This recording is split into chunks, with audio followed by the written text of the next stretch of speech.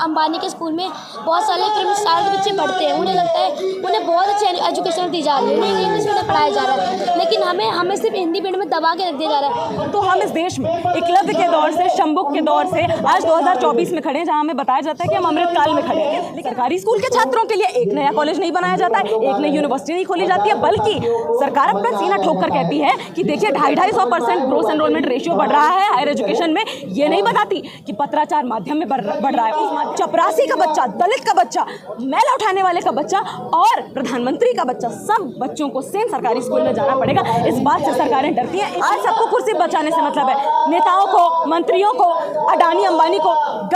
गठजोड़ करके, गलबहियां करके एक दूसरे के अच्छे दिन लाने में लगे।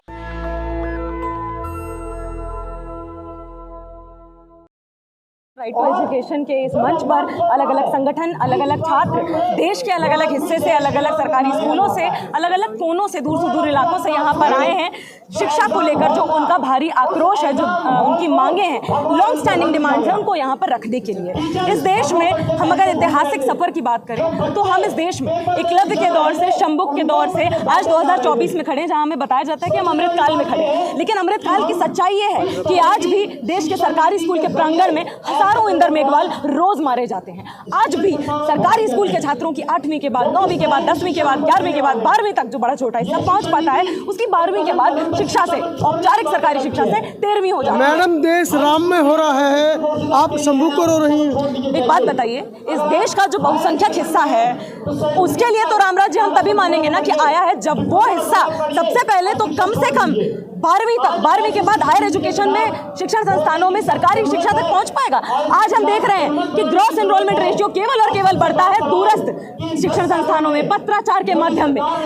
स्कूलों में कहा जा रहा है छात्रों से कि जो स्कूल खराब है उन्हें मर्ज कर दिया जा रहा है, स्कूल बंद हो रहे हैं, नए स्कूल खुलने की बजाय छात्रों को स्कूल के लेवल पर ही पत्राचार में ढकेल दिया जा रहा है। तो ये देश के जो हजारों हजार शंबुक हैं, जो इंदर मेघवाल हैं, जो अलग अलग सरकारी स्कूलों के प्रांगण में मारे जा रहे हैं, उनके लिए क्या डिमांड्स हैं जिनको लेकर आज़ादी की लड़ाई में भी हमारे देश के लोग खड़े थे। वो इस उम्मीद में खड़े थे कि आज़ादी के बाद कम से कम हमें एक ऐसा शिक्षा व्यवस्था मिलेगी जहां पर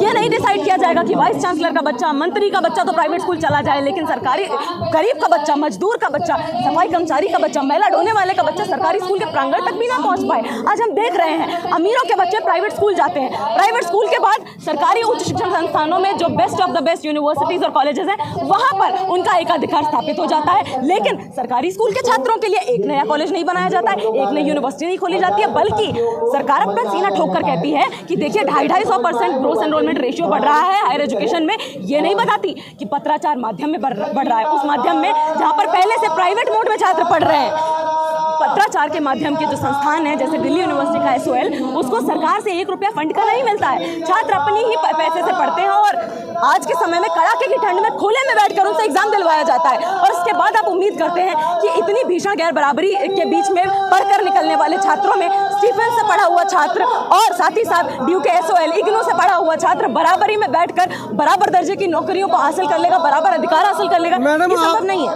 आप छात्रों की बात करिए, 150 दिन से ज्यादा हो गए हैं, आप ही की यूनिवर्सिटी के बाद प्रोफेसर रितु बैठी है, प्रोफेसर तक को नहीं छोड़ा जा रहा है। कैसे आप न्याय की उम्मीद करते हैं इन लोगों से? देखिए, न्याय की उम्मीद हम करते हैं हमारे देश के बहुसंख्यक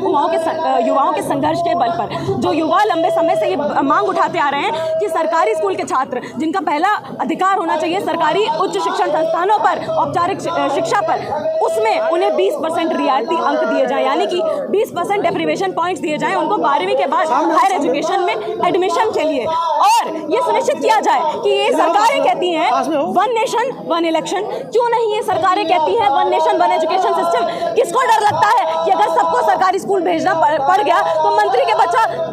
प्राइवेट स्कूल नहीं जा पाएगा, मंत्री जी का बच्चा नहीं जा पाएगा, अडानी जी का बच्चा नहीं जा पाएगा, शिक्षा मंत्री जी का बच्चा प्राइवेट स्कूल नहीं जा पाएगा, इंटरनेशनल यूनिवर्सिटी जाने के पहले उसको सरकारी स्कूल जाना पड़ेगा। यानी कि चपरासी का बच्चा, दलित का बच्चा, मैला उठाने वाले का बच्चा और प्रधानमंत्री का बच्चा, सब बच्चों को सेम सरकारी स्कूल में जाना पड़ेगा। इस बात से सरकारें डरती हैं। इसलिए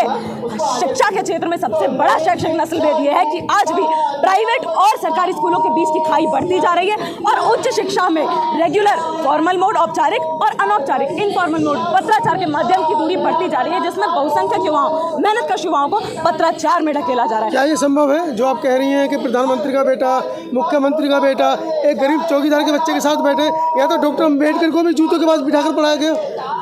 आपको बता देती हूँ, साल 1911-12 के करीब हमारे देश के एक बड़े नेता गोपाल कृष्ण गोखले जी ने उस समय एक रिपोर्ट पेश की थी कि अंग्रेजी सरकार जितना लूटती है भारतीयों से, उसका 1% हिस्सा अगर शिक्षा पर लगा दे तो देश का हर युवा, हर बच्चा शिक्षित हो सकता है। तो आप एक बात बताइए, 1912 से आज हम 2024 में खड़े हैं, 2024 में खड़े हैं, 100 साल से ऊपर गुजर चुका है। हमारे काबिलियत में या हमारे देश की हैसियत में कमी नहीं आई है पढ़ा पाने के लिए, कमी है तो केवल सरकारों की नीयत में जो नहीं पढ़ाना चाहते। मैडम, उस समय अंग्रेजों के ही अधिकारी थे मैकाले, उन्होंने समान शिक्षा नीति देश में लागू की, लेकिन आज तो हमारे ही देश के लोग हैं, हमारे ही देश के नेता हैं, हमारे ही देश के शिक्षा मंत्री हैं, हमारे ही देश के प्रधानमंत्री हैं, तो इनको क्या दिक्कत है समान शिक्षा नीति लागू करने में? हम भगत सिंह ने ये कहा था कि अंग्रेज चले जाएंगे और भूरे मालिक आ जाएंगे, तो आज हमारे सामने भूरे मालिक बैठे हुए हैं। इसीलिए हमारे लिए असली आज़ादी नहीं है। इस देश का युवा बच्चा, सरकारी स्कूल का बच्चा असली आज़ादी तभी मना पाएगा जब उसको सबसे पहले ये दिखाई पड़ेगा, ये मंजर देखेगा, ये अधिकार उसको हासिल होगा कि केजी से लेकर किंडरगार्टन से लेकर पीजी तक, पोस्ट ग्रेजुएशन तक बच्चा चाहे मालिक का हो, मजदूर का हो, चपरासी का हो, वाइस चांसलर का हो, सबको सरकारी स्कूल में, सरकारी यूनिवर्सिटी में रेगुलर मोड में एडमिशन मिले। उसके बाद ही हम ये समझ पाएंगे कि सच में हम आज़ादी के समय में आ पाए। आज सबको कुर्सी बचाने से मतलब है, नेताओं को, मंत्रियों को, अडानी अंबानी को गठजोड़ करके, गलबहियां करके एक दूसरे के अच्छे दिन लाने में लगे हुए। उनको इस बात से मतलब नहीं है कि जो बच्चे सरकारी स्कूल में पढ़ते हैं, जिनके माता पिता 14-14 घंटे काम करके यही यूनिवर्सिटी बनाते, उनकी नींव रखते हैं, ईंटें रखते हैं, उन यूनिवर्सिटीज़ को, स्कूलों को खड़ा करते हैं, अपने पैसे से शिक्षा व्यवस्था को चलाते हैं, उनकी जेब से दिया हुआ पैसा ही उन्हीं की शिक्षा पर लगाने के लिए सरकार मना कर देती है, जैसे हम पर कोई एहसान करती हो। तो यहाँ से यही बात हम कहना चाहेंगे देश के युवाओं को, देश की सरकारों को बताना चाहेंगे कि इस देश का युवा कोई चुपचाप बैठने वाला मूर्ख युवा नहीं है। हमने लड़कर अपना अधिकार जीता है, आज तक जितने भी शिक्षा के अधिकार जीते हैं और आगे भी केजी से लेकर पीजी तक समान शिक्षा का अधिकार हम लड़कर मिलकर जीते। कि बच्चे पढ़े, जैसे बड़े बड़े स्कूल के, जैसे अंबानी के स्कूल में बहुत सारे फिल्म के बच्चे पढ़ते हैं, उन्हें लगता है उन्हें बहुत अच्छी एजुकेशन दी जा रही है, उन्हें इंग्लिश मीडियम पढ़ाया जा रहा है, लेकिन हमें सिर्फ हिंदी मीडियम में दबा के रख दिया जा रहा है कि ये बच्चे ऐसे हैं, इनको कुछ भी चलेगा, इन पर कुछ दो जाना जरूर नहीं है। अब हम बच्चे, हमें भी शिक्षा उतनी बराबर मिलनी चाहिए। तो ऐसे सरकारी बच्चे कैसे प्राइवेट स्कूल के बच्चों से कंपेयर करते हैं? नीतियों को देख ले, 1968 की, 1986 की आज़ादी से लेकर अब तक अलग अलग चरण में जो भी शिक्षा नीति आई है, उनमें से किसी भी एक शिक्षा नीति ने ये जो गैर बराबरी की खाई है, जो निजी स्कूलों में, प्राइवेट स्कूलों में पढ़ने वाले बच्चों और सरकारी स्कूलों में पढ़ने वाले बच्चों का जो ये दोहरा चरित्र है कि दो अलग अलग तरह के स्कूल होते हैं, उनमें से प्राइवेट स्कूल जब से आज़ादी मिली है तब से चले आ रहे हैं, उस खाई को भरने की कोशिश कोई नहीं करता है। और जब प्राइवेट स्कूल के बच्चे कॉलेज में जाने की बात आती है तब वो प्राइवेट कॉलेजों में नहीं जाते हैं, वो जाते हैं तो सरकारी कॉलेजेस में, सेंट्रल यूनिवर्सिटीज़ में, जैसे DU में, JNU में, अलग अलग विश्वविद्यालयों में जाते हैं। और इन्हीं सरकारी कॉलेजों में सरकारी स्कूल के बच्चों के लिए कोई जगह नहीं होती है। हमारी एक बड़ी मांग रही है, NEP से पहले से ये मांग चली आ रही है कि सरकारी कॉलेजों में, सरकारी स्कूल के बच्चों को 20% रियायती अंक यानी कि डेप्रिवेशन पॉइंट मिलना चाहिए। ये जो छात्र आए हैं आज, इनको कैसे हम एक ऐसी रेस में लगा सकते हैं जहां सरकारी स्कूल के टॉपर का 80% आता है और प्राइवेट स्कूल के बच्चों का 80% पे तो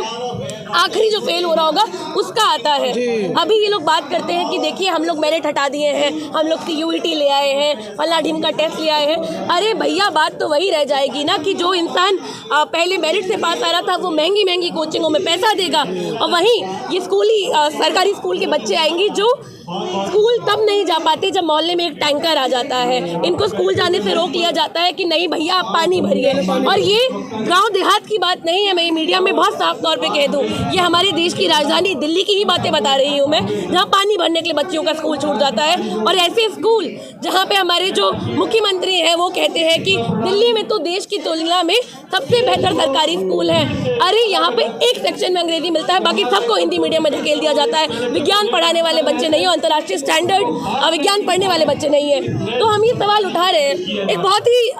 दिलचस्प बात है कि सरकारी स्कूलों के बाहर, सर्वोदयों के बाहर अक्सर हमको एक बात देखने को मिलती है, शिक्षार्थ आइए सेवार्थ जाइए। क्या मतलब होता है इसका? शिक्षा के लिए आइए, सेवा के लिए जाइए।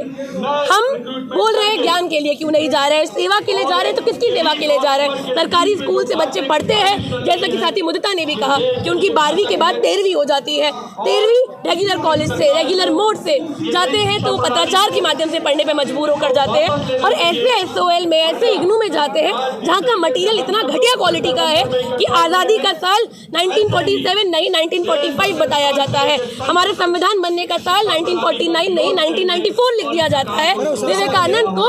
अनप्रिंसिपल कह दिया जाता है इस SOL के मटेरियल में। और यही पढ़ के एक बहुत बड़ा हिस्सा देश का, देश का सबसे बड़े डिस्टेंस लर्निंग मोड के संस्थान की मैं बात कर रही हूँ, जहाँ पे दलित समुदाय से आने वाले, आदिवासी समुदाय से आने वाले महिलाओं का एक बड़ा हिस्सा आता है, गरीब परिवारों का एक हिस्सा आता है, उनको शिक्षा मिल भी रही है तो गलत मिल रही है। और जो रेगुलर कॉलेज में भी शिक्षा है, जहाँ पे अगर कोई गिना चुना हिस्सा पहुँच भी पा रहा था, जो प्री मैट्रिक फेलोशिप से लेकर मौलाना आज़ाद फेलोशिप जैसे बड़े मुद्दे थे, उनको रद्द कर दिया गया है, उन स्कॉलरशिप को हटा दिया गया है, जिससे जो पहले ही हम कह रहे सबको शिक्षा मिलनी चाहिए, उसमें से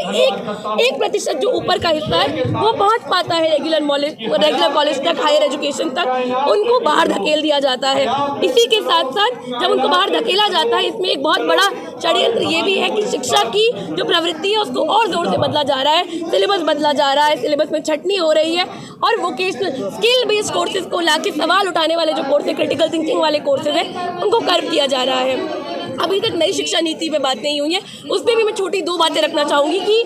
नई शिक्षा नीति जो आई है वो बहुत खुले आम तौर पर कॉर्पोरेटाइजेशन, प्राइवेटाइजेशन, निजीकरण को बढ़ावा देने वाली नीति है। जहाँ पे UGC पहले ग्रांट प्रोवाइड करता था, वहाँ पर अब HIPAA के लोन आ गए हैं, जहाँ पर फीस बढ़ रही है। मैं दिल्ली विश्वविद्यालय में पढ़ती हूँ, मैं बता सकती हूँ कि दिल्ली विश्वविद्यालय के जैसे ही बहुत सारे कॉलेजेस में हर कोर्स की फीस 2 गुनी बढ़ गई है। ऐसे में जो गरीब परिवारों से आने वाले लोग हैं, जो मजदूर परिवारों से आने वाले लोग हैं, उनके लिए इन संस्थानों में जगह नहीं बच पाती है। जो सरकारी स्कूल के छात्र आज यहाँ आए हैं इस प्रदर्शन में, इस उम्मीद से आए हैं कि हम सार्वजनिक वित्त पोषित शिक्षा की, पब्लिक फंडेड एजुकेशन की KG से PG तक की लड़ाई को और सशक्त करेंगे, और उन नेताओं के बहकावे में नहीं आएंगे जो खुद शिक्षा की बात करते हैं, शिक्षा के मंत्रालय संभालते हैं, और उनके खुद के बच्चे वेलम बॉयज से लेकर मॉडल स्कूल 12 खंबा तक पढ़ते हैं। तो हम सरकारी स्कूलों में जिनका बच्चा पढ़े, उन नेताओं की बात सुनने को फिर भी मानेंगे। नेशनल दस्तक की आपसे गुजारिश है कि अगर इसको बचाना चाहते हैं तो नेशनल दस्तक को सब्सक्राइब करने के लिए रेड कलर के सब्सक्राइब बटन को दबाएं,